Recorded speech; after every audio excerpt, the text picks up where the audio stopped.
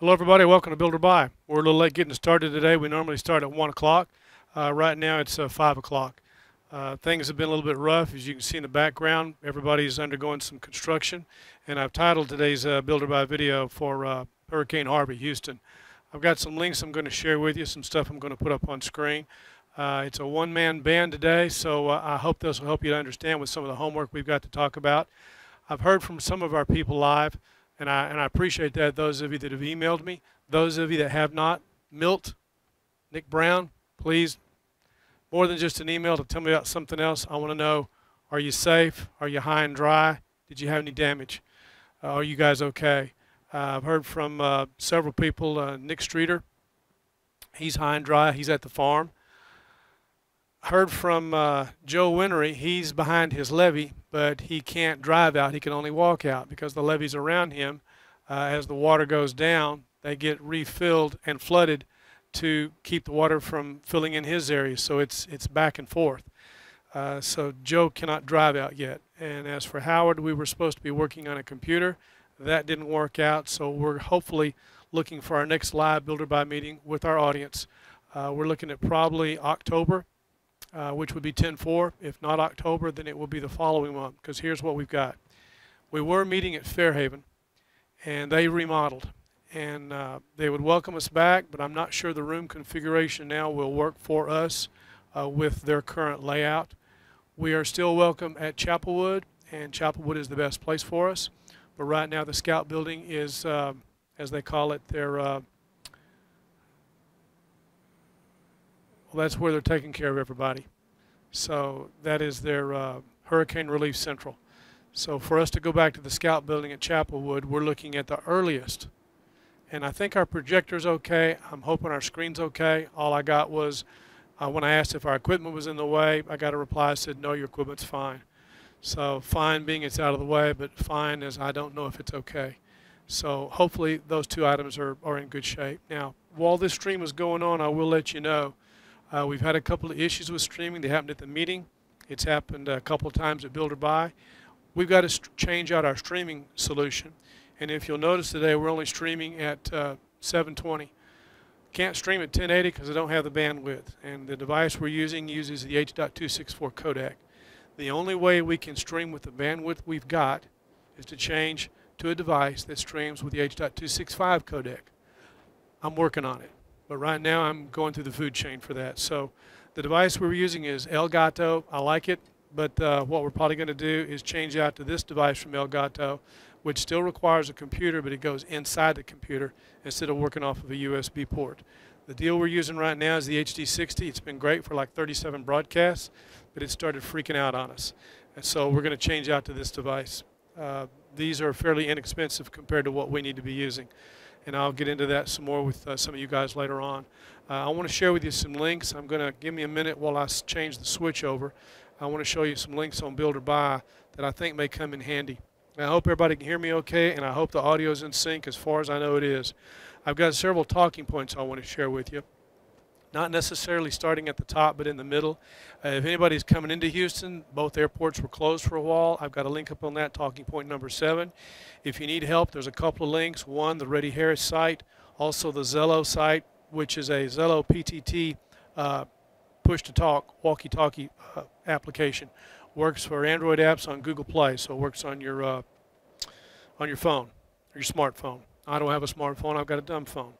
And for those that are interested in trash pickup, I have a link, since I'm on the west side of Houston, that deals with these reservoirs. And I've heard from Robert Collier. Robert Collier is on the other side of the reservoir.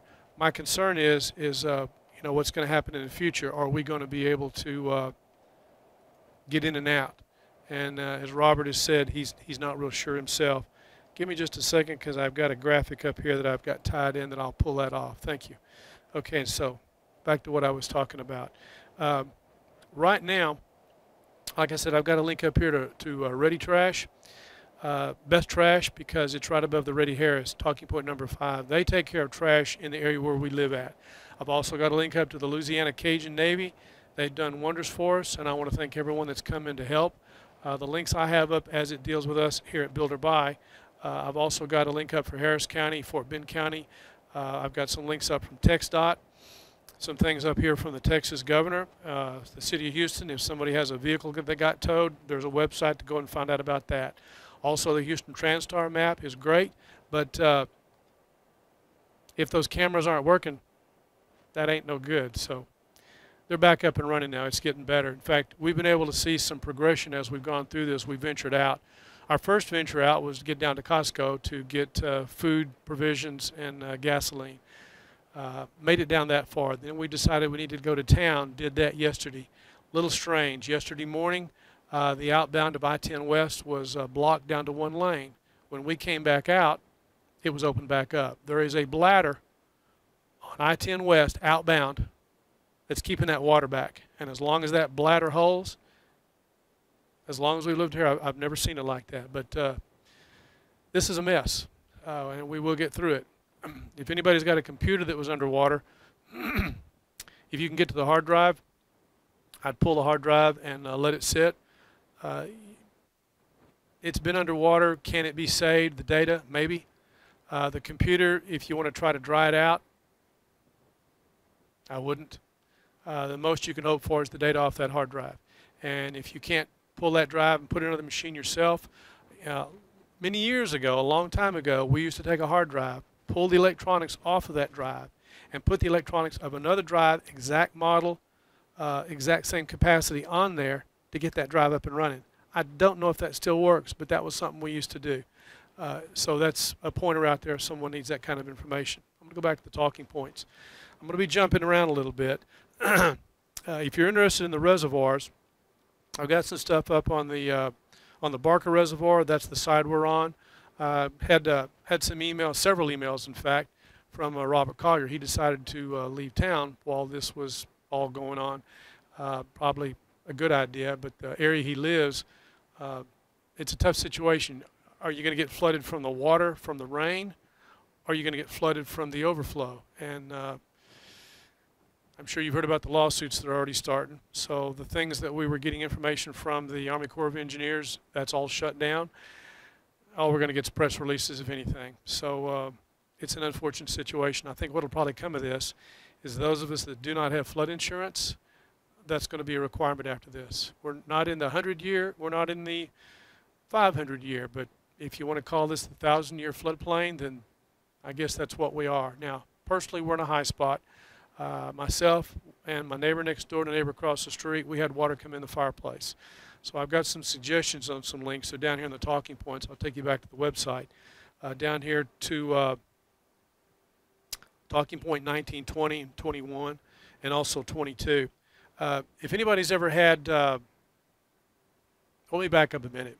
If you watched on the news some of the houses that were being flooded, and you saw roofers that weren't patching the roof, but they were putting something on the roof, that was an ice dam and water shield. It's a great product. They were using it as a temporary patch so they could come back and do a permanent patch. My advice and my suggestion, especially around the fireplace or places where you have any kind of flashing, and especially around the roofs of your eaves, roof eaves, the eaves of your roof, excuse me, would be to, when you put a new roof on, use this ice dam and water shield. They use it up north. Two brands I'd recommend. One brand of product I am very familiar with that's made by Grace Building Products. The other is GAF. If I were putting a new roof on, personally GAF is what I would use. GAF has a product for that, and I've got a link up for it. Now, if you decide to buy the Grace, one product that I use for flashing windows is the Grace Vicor, and that's link number 19. That takes you into the manufacturer's site. There's a I believe it's a 4-inch, a 6-inch, and there's also a 9-inch. Now, my neighbor, for example, next door, where his roof comes around his fireplace, well, the water comes down and drains, but when you got that backwash, because there's so much water coming in, that rain came in up under that flashing and up under that, under the underlayment.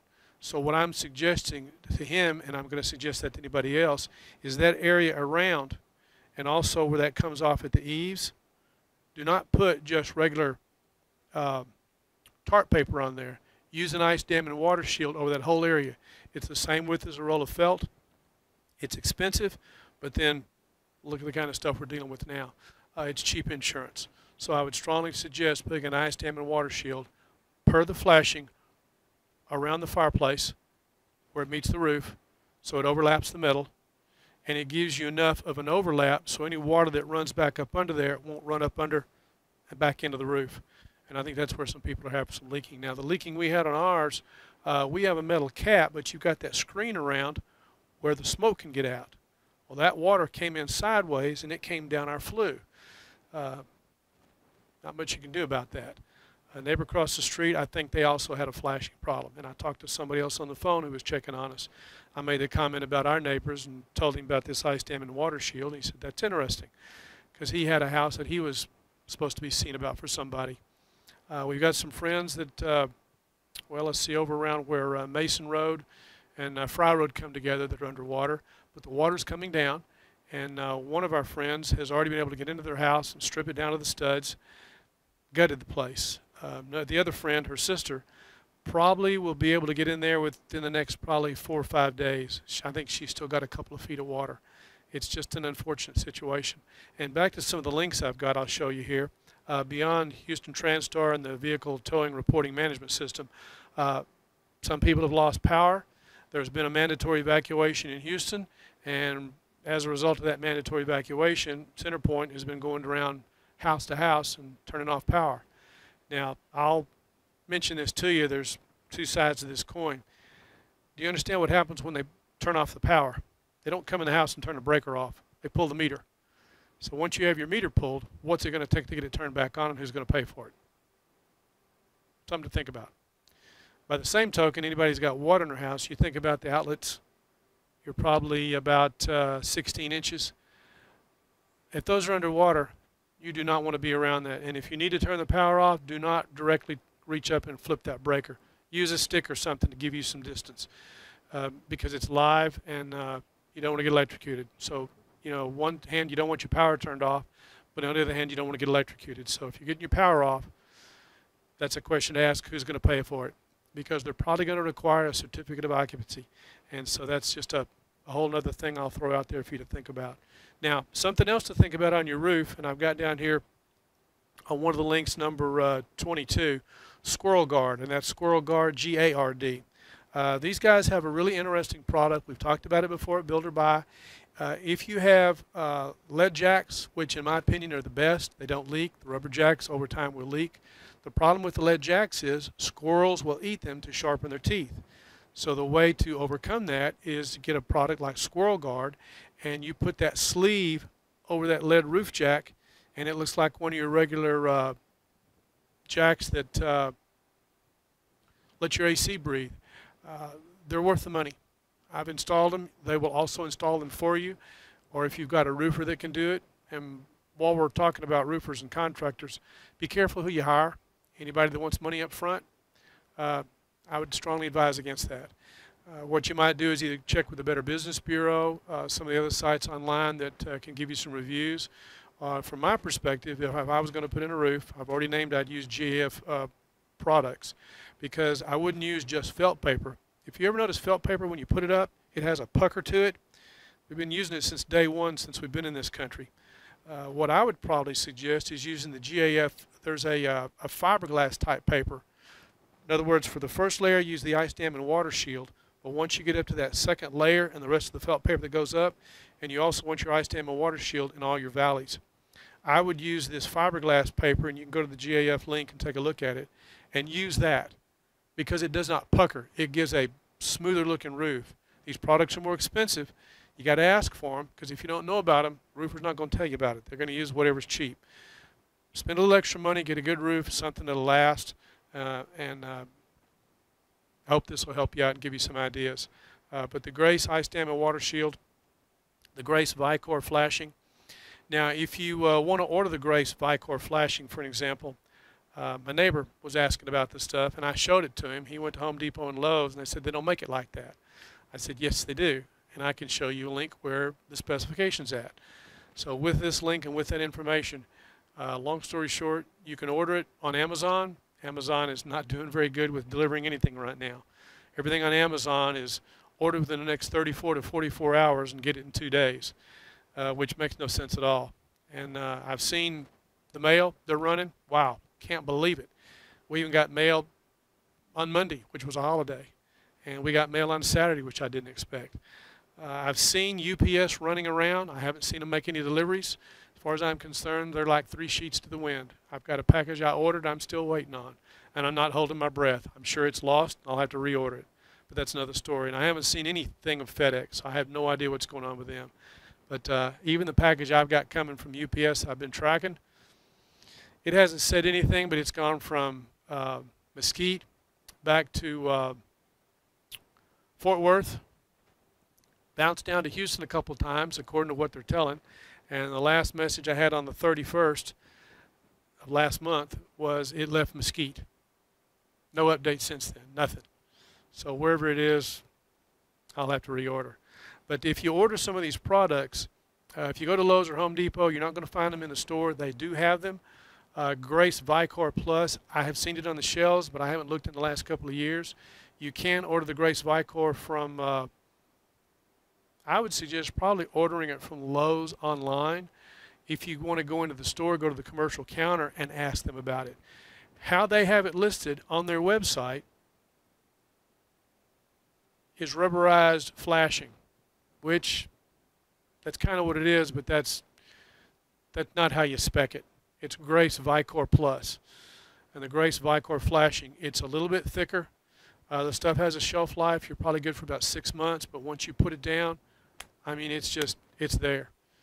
I've used it when we did our windows, put in the new windows. It's built like, well, I guess like Noah's Ark, waterproof. Great stuff. So if you're putting in new windows, when you've got to put in the sill and put in your side and your top, I use the Vicor. Love it. But I had to order it as well. I got one of the True Value hardware stores to order it because I didn't know at the time that you could get it when I ordered it a few years back, which you can now get it from Lowe's. So I'll throw that out there. But again, Lowe's has it listed as a rubberized flashing. But if you look at the picture, it is Grace Vicor. They used to have it in the store, but I sent my neighbor over there. He couldn't find it.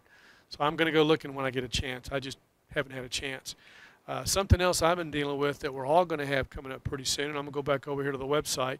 If you look at number 23, I've got this Cutter Backyard Bug Control Spray. Now, this stuff is pretty good. It's good for about a couple of weeks. I know what the instructions say about how long it lasts. When it rains, you got to do it again.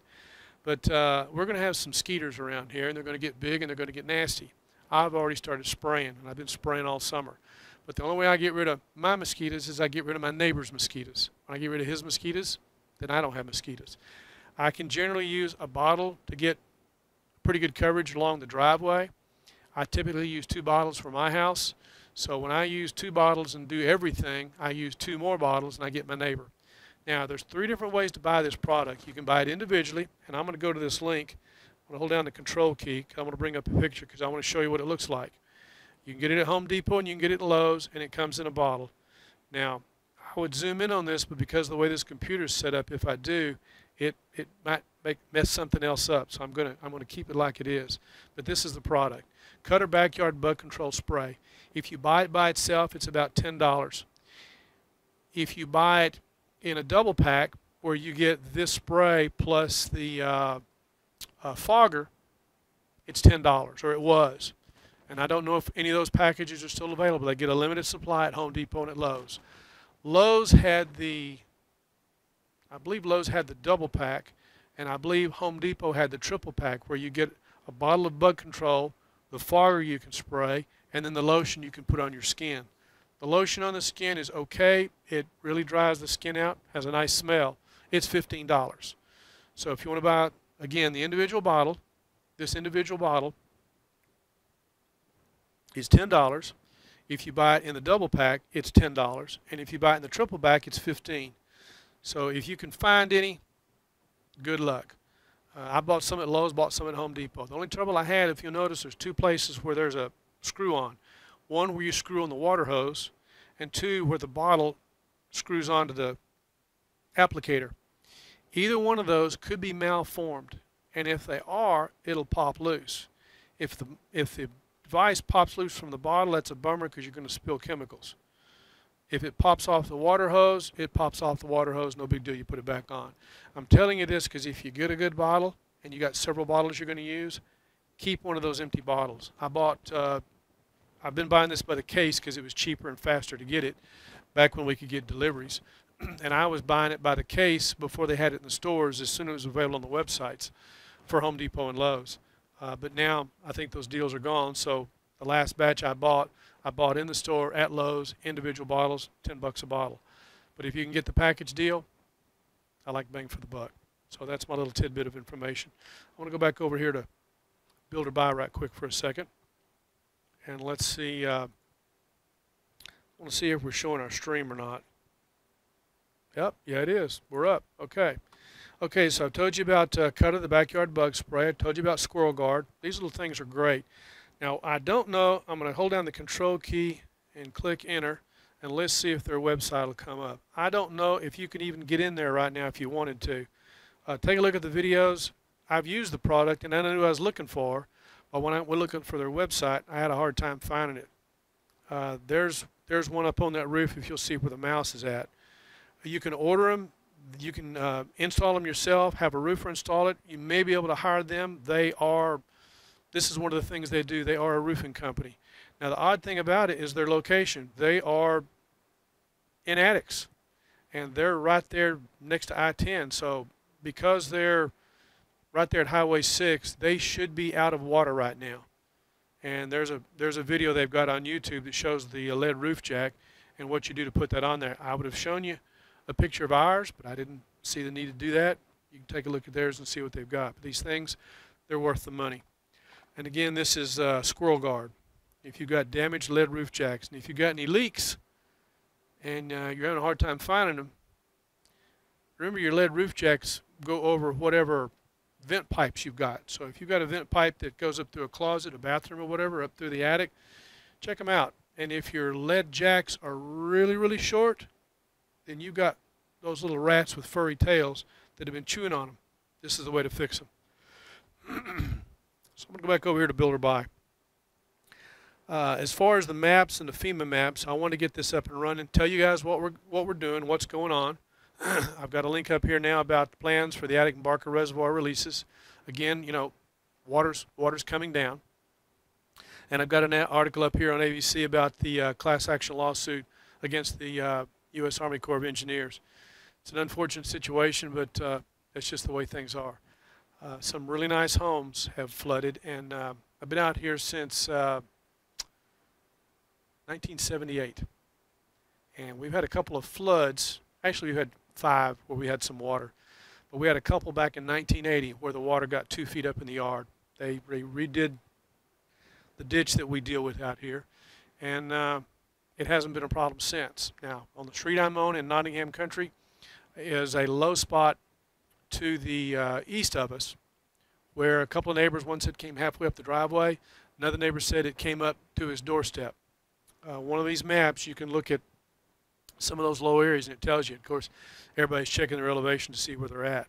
But it's something to think about going forward.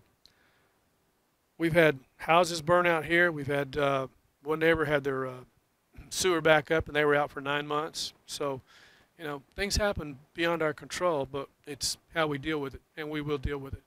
Now, what I'm going to do until we can have our live meeting, excuse me, what I'm going to do is I'll do something each week to try to keep you guys informed of what's going on and maybe some information to share.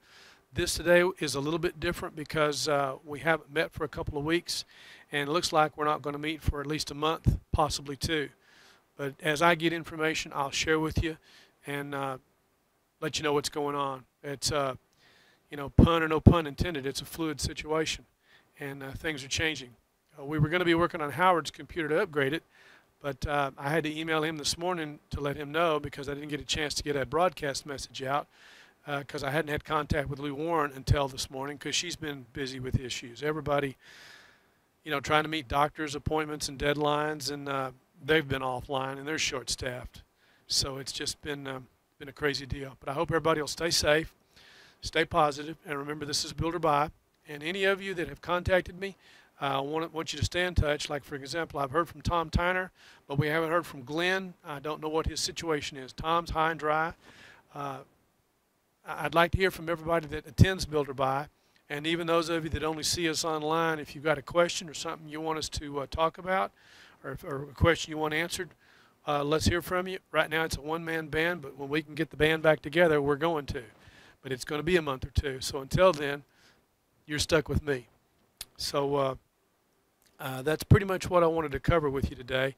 I appreciate if you found this video helpful, that you'll give it a thumbs up and a like. I'm going to be putting up some more videos. This is live right now, and again, we're streaming at 720 because I don't have the bandwidth, and we're having difficulty with the streaming device that I'm going to swap out.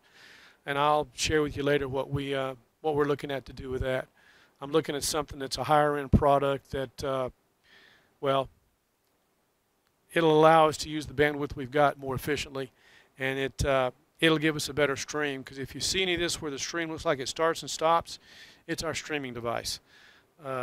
This has been a good device for the money, but it's time to retire it. So that's part of what we do, is we look at the technology, we find something works, and we move on. So I hope you enjoyed this today. This is Builder Buy, and I think that's about it. Thanks for joining us. Have a great day, and hopefully next week I'll be ready at 1 o'clock. So this is Gil Boyd signing off, and have a good day. Thanks for watching.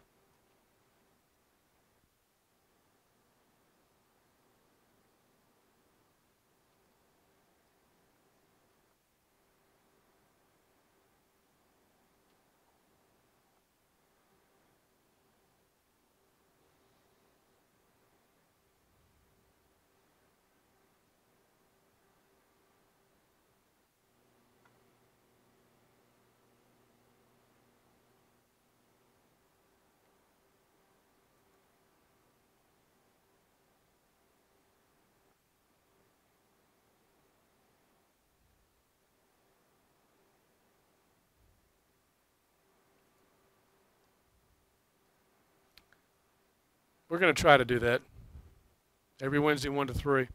We plan on being back. And I'm getting the graphics, a couple of items I didn't realize weren't working right. So I'm going to have some more stuff I'll put up behind the scenes, so you can see what it takes to make some of this work. I've got that working like I wanted to. It's just me, Gil Boyd. Joe Wintery's not here. So it's getting there. And for anybody that's interested, this is Titler Live. So,